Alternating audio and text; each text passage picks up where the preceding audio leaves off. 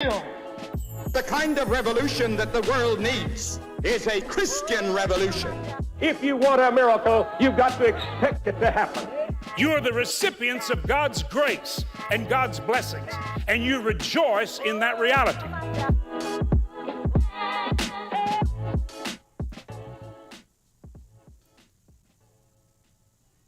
Oh, hey, sorry, I got a little distracted here. I got a text right before the interview started here, and you know, we do that, right? I'm joking, but we do that. Sometimes I get through my day and I go, I didn't get anything done, and it's because things just, you know, kind of come up, or you go down rabbit holes. I am a rabbit hole guy. I know all sorts of useless things because I've read about them, you know, on the internet for way too much time.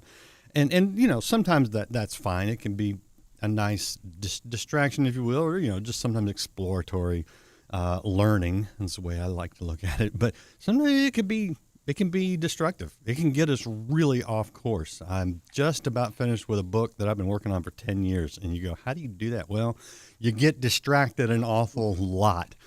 We're going to take a moment to focus our attention on focusing our attention. Why? So we can be more productive, we can be more fulfilled, we can have a better use of our time and energy. And to do that, I have someone who has actually put a lot of thought into this, and he has a new book. It's called Listen to Your Day. It's by Paul Angone, and he is here to give us a few tips to get us back on track and keep us on track so that we can get where we want to go and where we need to go. So I appreciate you guys being here. And if you can focus on this for a few minutes, I think it will help you. Paul, how are you doing, man? Great to have you on Life Today Live. Oh, thank you for having me. That was a great intro. Thank you. Do you do this? Is this something that you have, obviously you've dealt with it because you're writing a book on it, but how much of this has been personal for you? Oh yeah, each book I've written it started with me feeling like I was completely failing at something. So I wrote books for 20 somethings. You know, I have 101 Secrets to Your 20s. These books for 20 somethings because I felt like I was failing most of my 20s. It's such a hard decade of my life. Well, now fast forward, I'm not in my 20s anymore. 4 kids, a wife, and I just felt like I was missing out on the things that were most important to me. And I felt like I was losing a battle, and yet I didn't even realize I was fighting in a battle. Mm-hmm. You know, and that was the biggest problem. I just felt like I was willingly giving away my attention, and I had no control over it anymore. Yeah. I felt like I completely lost that ability to even realize that I had a problem, right? And that's the telltale sign of an addiction, right? You don't even necessarily know that you have a problem anymore. And so that was kind of me. It was me raising my hand and saying, you know what, I have a problem. I need to figure this out. And that's how it started. And so researching and writing and really thinking about this topic of our own attention and where are we placing that during the day. What's the age range of your kids? 12, 10, 7, and 4. Okay. So I've got 4 as well. They're all in their 20s. Well, one of them just hit 30. So they're 24, 26, 28, and 30 right now. Well, there you go. My other books would be helpful for them. You know, my 20-somethings, like that's perfect for them. But when I look back, you know, at our time raising those kids, it's crazy town. You know, it's nonstop busy, but yet there's gaps in my memory. I'm like, I don't remember these things.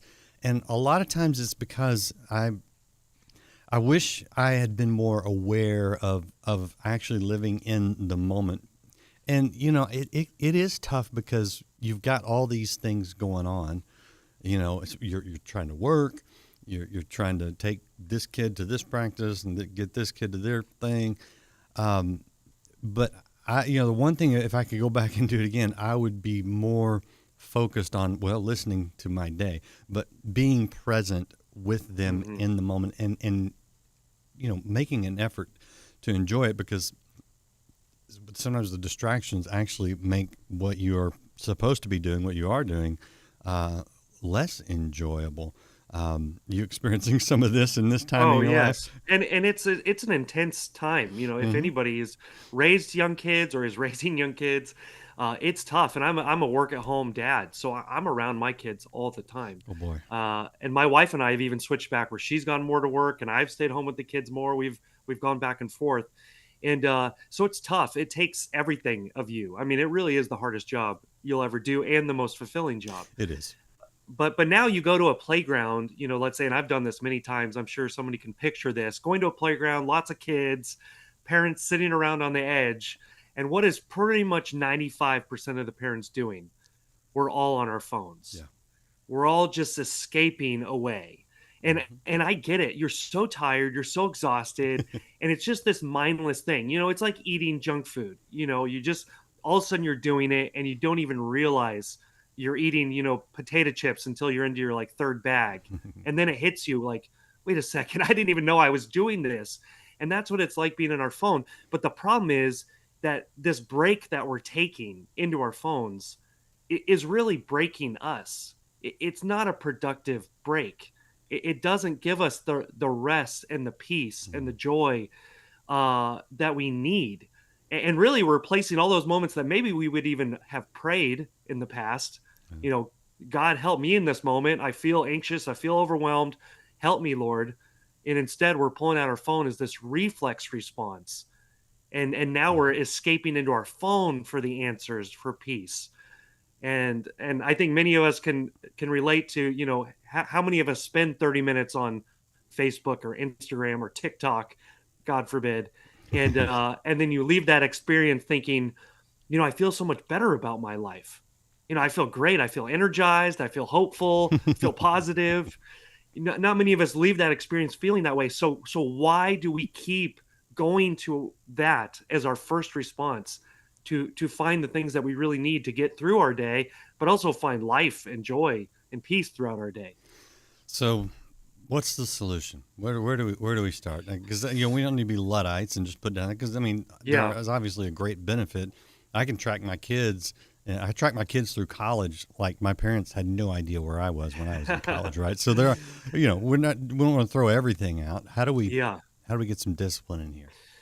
Yeah, I think that's really where it starts. Is first we have to realize that we have to make intentional choices with this. Just again, like you would make an intentional choice of, I shouldn't start drinking whiskey at 10 a.m. That's a bad choice in my day. I shouldn't just sit there and eat a whole gallon of ice cream. That's probably a poor choice. And so we make these intentional choices. And yet I found, and the research is showing, that we don't really make that intentional choice with our phone. Again, we have been highly conditioned and trained now by our phones. And really what the best apps and the best social media platforms have done is they've created places where we're not even allowed, or they don't even want us thinking. And so, like, one example, a researcher that I've pulled into my book, he helped create Infinite Scroll, which is the technology on Instagram stories or these different places where you click on one story, right? And then it just keeps cycling through the next story. It's going to infinitely scroll. And they created that on purpose because they didn't want your mind to catch up and think about, should I be doing this? Do I want to click? Do I want to watch on? It's making that decision for you. And so that's really the change that we've experienced in advertising and marketing past. You'd be making a lot more choices. Now it's making those choices for you. So that's really where it starts, is we at least have to start realizing, hey, I am making choices here. I have to be more disciplined, and I have to figure out some deeper reasons why my day is bigger than my distractions. So why is your day bigger than your distractions? Good question, and you're going to have to answer that one. What was that documentary a few years ago? I think it was The Social Dilemma. Is that the name of it? Do you remember that? Yeah, that's right. I remember watching that and, thinking, well, this looks interesting. And then when they got into what they were doing, and I get it. It's actually pretty brilliant marketing in a lot of ways. You kind of went, wow, they've got me. And yeah, it was a wake up call for me. I went, I better rethink, because you realize how subtle it is, how powerful it is, and how unproductive it ends up being. Yeah, I Oh, sorry. No, go for ahead. it. Yeah, no, I think a Well, lot I of was people are going to realizing say that. Yeah. the researcher that I was quoting in the book, he called it, and it's funny, all these engineers who help create all these technologies are all Yeah. coming forward now and being like, I'm scared, Right. and Right. I'm sorry. It's like Frankenstein is being unleashed, and they're like, I'm sorry, I was a part of this. But he called it that they were trying to create behavioral cocaine is Yeah. what they were trying to create. Yeah. And that phrase really hit me. I mean, that's a striking phrase to feel like, man, wow, this is something so addictive, and yet we don't necessarily realize it. And so it's like, where are we paying our attention? Hmm. And even in the phrase, you're making a transaction, you're making a payment. So where are you paying your choice attention? Are you paying it to things of worth, things of meaning, things that you would say are important to you? Or are you paying it to things that are fluff or distractions or drama nonstop or just angst of this world? Yeah. And where are you investing your attention? Because as we all know, where you invest, that's an important choice. And there's going to be the compound interest. You're going to build on what you're investing in. And I felt like for me, I was investing in so much junk that's like, no wonder why I don't feel like I'm getting much done in the day, or I don't feel like I have enough time. Yeah. It's like, well, I actually have way more time than I think. I'm just not choosing to spend it wisely. When I look, at sort of the way I use some of the social media, obviously we're on it right now, so I don't think it's all bad. But there are some positive things. Lord knows that instructional videos on YouTube have helped me fix things way faster than I was able to do them in the past, right? Yeah. And then with my kids being all out of the house, grown, married, Instagram has actually been really great for kind of getting a little peek into their lives now, without having to call them and bug them incessantly and ask them what's going on. And the pictures and things are great. So there are some things where I utilize social media. I'll be on my phone or whatever, and I do come away feeling more connected, maybe more fulfilled in some ways, more informed in some very positive ways. But I've been, I think Facebook was kind of my go-to, where you do come away feeling more anxious and irritated.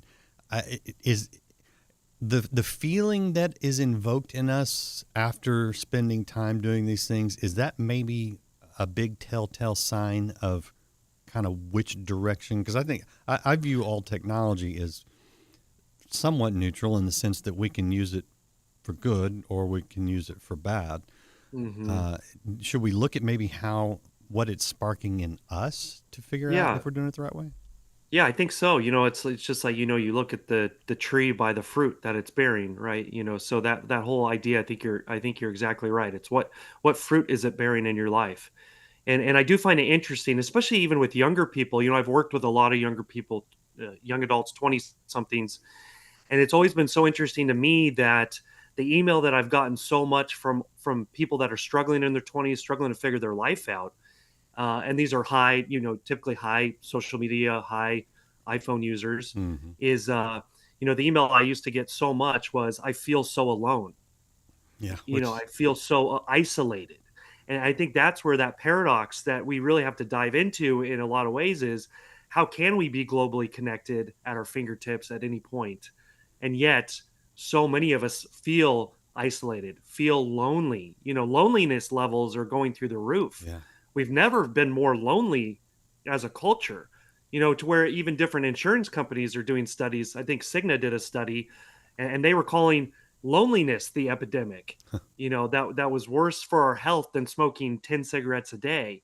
And so that's that interesting. How can, we feel this connection, but is it as substantial as it was in the past when you were sitting in a room with somebody, looking them at the eyes, when you were giving them a hug? They're just different aspects that you can't get yet through these platforms. We probably will be getting these at some point as they become more advanced.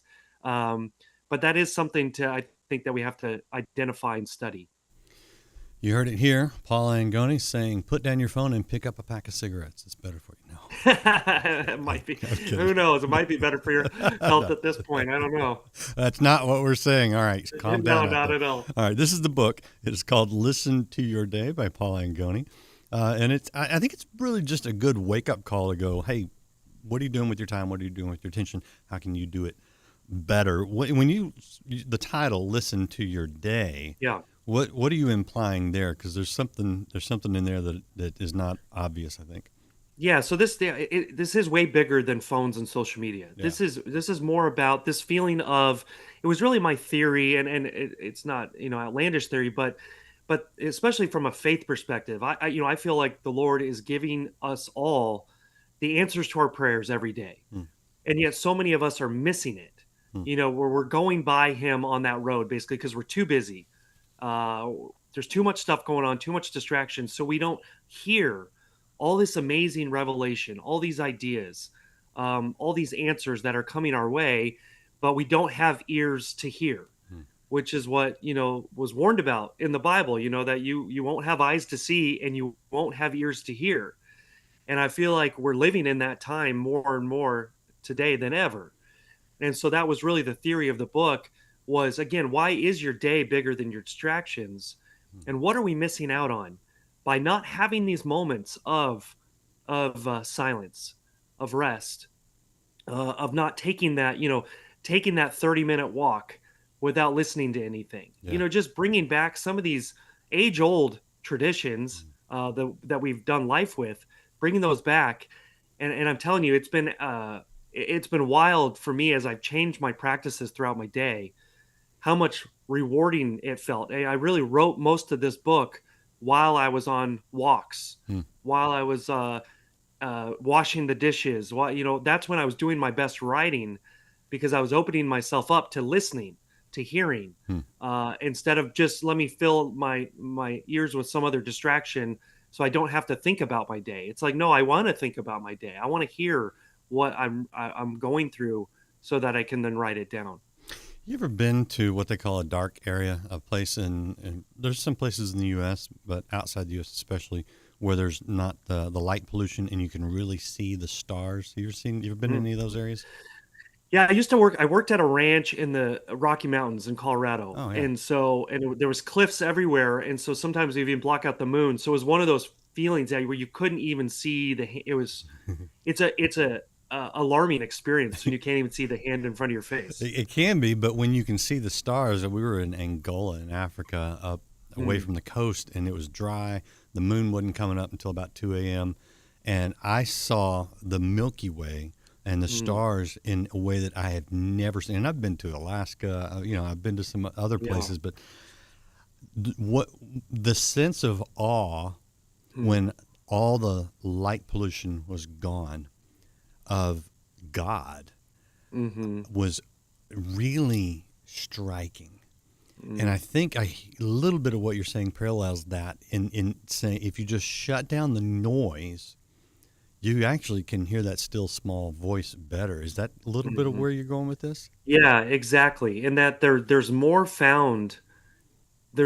that, amazing revelation found in the small details of our day than I think we realize. Yeah. And it really is. It's all those answers that we've been praying for. I feel like it's all there. And God is walking you through that, and He's wanting to show you, and He's wanting to teach you.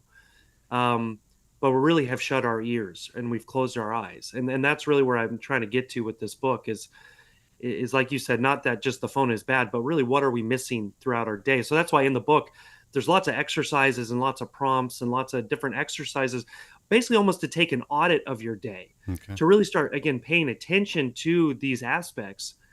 And you'll be amazed at what you start seeing, what you start hearing, what you start finding, those things that you thought, I can't find clarity in this part of my life. Well, I can almost promise you'll begin to find that clarity as you start changing these practices that I detail in the book. Well, if you don't mind, give us an example of maybe one of those practices that maybe helped you as you were, doing this yourself. Yeah, I mean, even something simple, as again, how are we starting our day? And there's been tons of books about this, but and most of us now are picking up our phone right away, or turning on the radio, or Yeah, watching TV, right. just instantly jumping into the frenzy of Yeah, the world. yeah. And so instead, it's again trying to just get back to the basics of. For me, it's I'm not going to pick up my phone for at least 30 minutes. I'm going to drink coffee. I'm going to pray. I'm going to read the Bible. I'm going to step outside. Studies have found that that's extremely helpful, just to be outside, feel the sun if you Mm, can, hear the birds. Just have this kind of calming, grounding experience. And then also thinking about, okay, what are my goals of today? Or what do I really want to focus my attention on today? So maybe it's not even necessarily a goal that you need to accomplish, but it's just what is important to me today. yeah. And even asking yourself that one simple question, well, now you've given your mind really a map. You've given your mind a focus to say, hey, this is why our day is bigger than our distractions.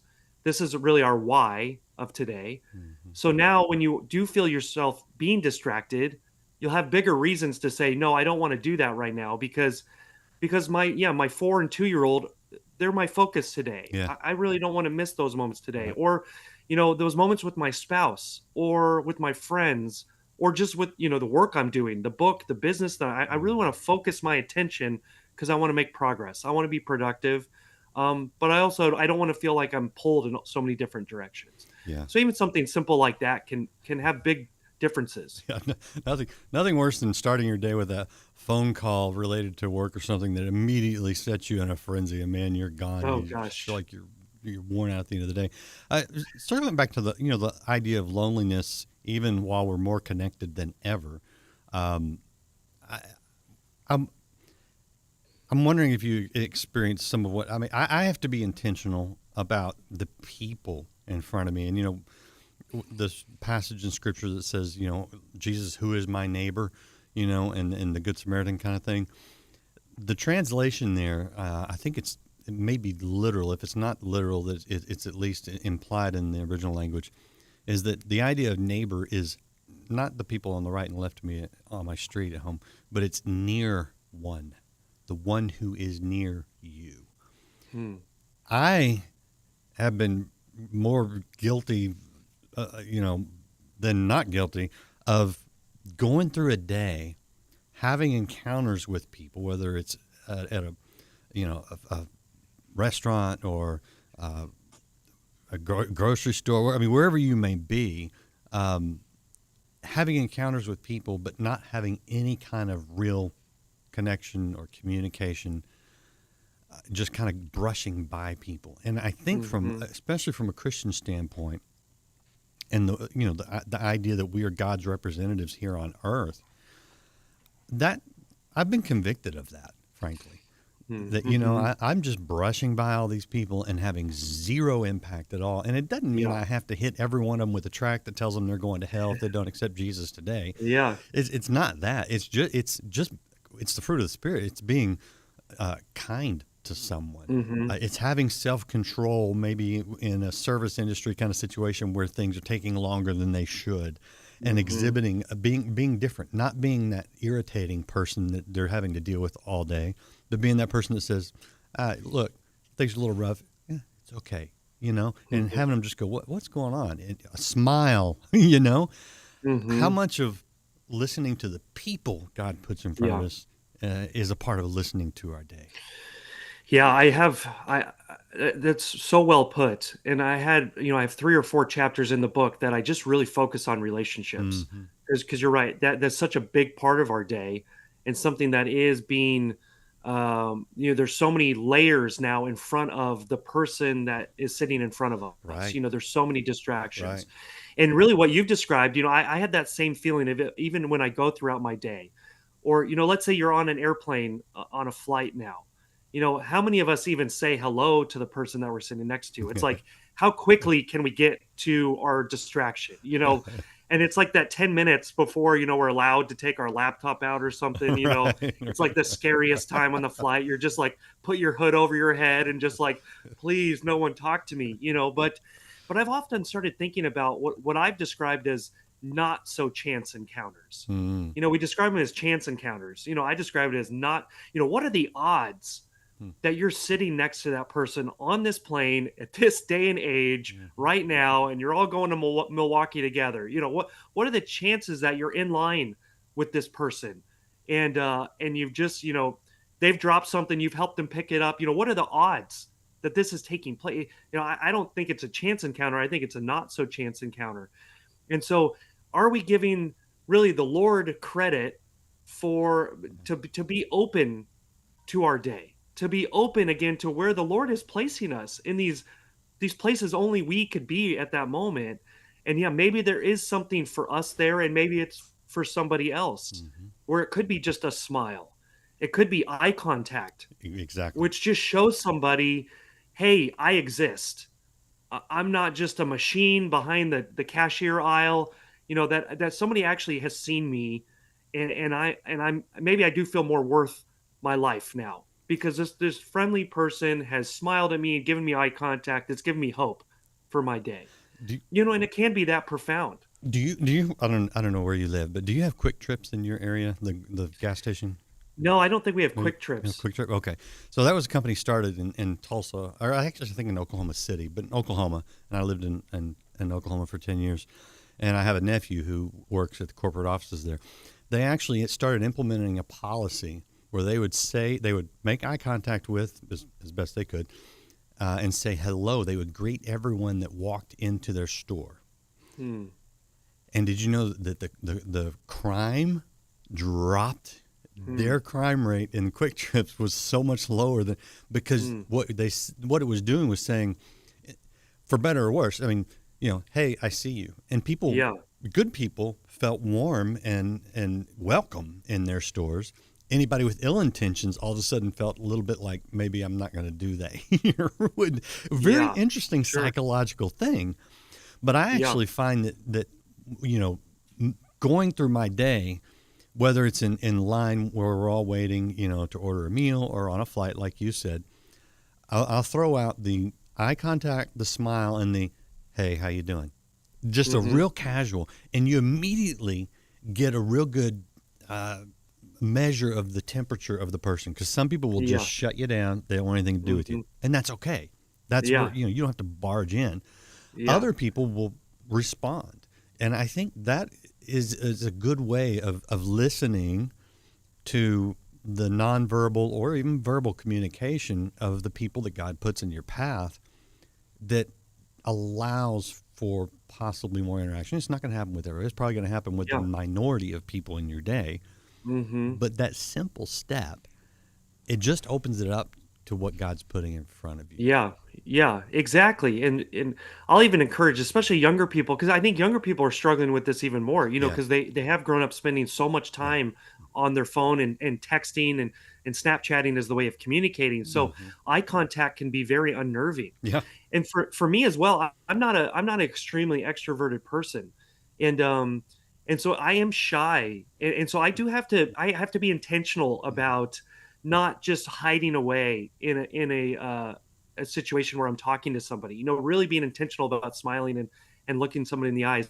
But I encourage young people, even let's say when you're going to a conference and, you know, it can be awkward to go to a big conference for professional or, you know, whatever reasons. But I encourage people to do what I call the awkward wander, where you don't even go to all the sessions, where you just awkwardly wander around, you know, and usually there's the tables lined up with everybody's trying to sell stuff, you know, all the vendors that are there, right? And everybody's trying to avoid those people, you know, you try to walk right in the middle, you know, but it's like I just started really practicing. It was a simple thing where I just started going to those tables just to again show those people, hey, you know, you're a human and I've been behind those tables before and I just want to talk to you just to make you feel like you're here for a reason and that you're important. Yeah. But also it was those experiences, you know, there was one time at a conference, I just went up, started talking to a lady. It was at a publishing house for it was a major book publisher. And she was just a, you know, a marketing lady selling books. And I just went and talked to her and smiled and said, "Oh, I love the presentation here. I think you guys are doing a great job." And we started talking about what I was about. And then that led to, her saying, I want to introduce you to the VP of marketing because I think he's going to love you. Yeah. And that led to my second book deal. Wow. With Zondervan Publishers, just because I went up in an awkward wander and just talked to the lady, and it changed the course of my life. So again, it's all these moments that we never know what we're going to miss, but also these moments, let's say with our spouse. So even bringing it back into our house, or how much throughout the day, sometimes I feel like my wife and I were so busy, we're around each other, but we'll go through the whole day and we'll never actually look at each other. Yeah, right. We'll be around each other all day, but you've never once stopped and held each other and looked at each other in the eyes and said, how are you? Or I love you. These moments of connection. Huge. Yeah. Guilty. But and also, I've done exactly what you're talking about. Just stopped in the middle of it and just said, hey, how you doing? Mm-hmm. Do you need anything from me? Can I help you in any way? And it's amazing how that it took me 3 seconds to say this on the air. It'd take you 5 seconds to do it at home. It changes the temperature of the room, the relation. It just it's funny. God is in the mundane. Someone said. I don't know if someone famous said that, and I think that's exactly a lot of what you're talking about in this. Is that just pay attention to what is right in front of you. I love it. Anything you want to add? I appreciate the conversation. I think it's very constructive if people will listen. Yeah, no, I think, again, we have so much at our fingertips. We have so much rich life throughout our day. No matter what you're going through, you have so much insight and ideas and revelations. And maybe that idea is just sitting there. And we just have to be more intentional about really being engaged, being alive, being open and listening throughout our day to what the Lord is trying to teach us, what he's trying to show us, how he's trying to answer your prayers. So are we being engaged and aware and open for that? And my book hopefully is a great tool for that if you want to pick it up, because there's so many places to write in the book with questions that are going to prompt you, which again, you only see really what you're looking for. You only see what you're looking for. So we make a choice of what we want to pay attention to. It's not a passive endeavor. So what are you choosing to pay your choice attention to today? And I want you to think about that question, and who knows what that begins to change in your day and in your life. All right, people. And in 60 seconds, I want you to walk away from your computer or put your phone down and go see what God's put in front of you. Because you sat here and you watched this, and I think God's trying to tell all of us something to say, hey, look, there are these opportunities out there. I'm putting them in front of you on purpose. Let's go connect with people. Let's make a difference. You will be so much happier and more fulfilled. It's actually a whole new way of living if you're not living there. And some of you do this. This has just encouraged you. And you can encourage others by hitting that share button or by picking up Paul's book called Listen to Your Day. I want to show you Paul's website. It is allgrownup.com. Looks just like that. More encouragement for you so you can follow up with him there. Appreciate you guys being here. We'll see you again here on Life Today Live. You're the fruit. Exploits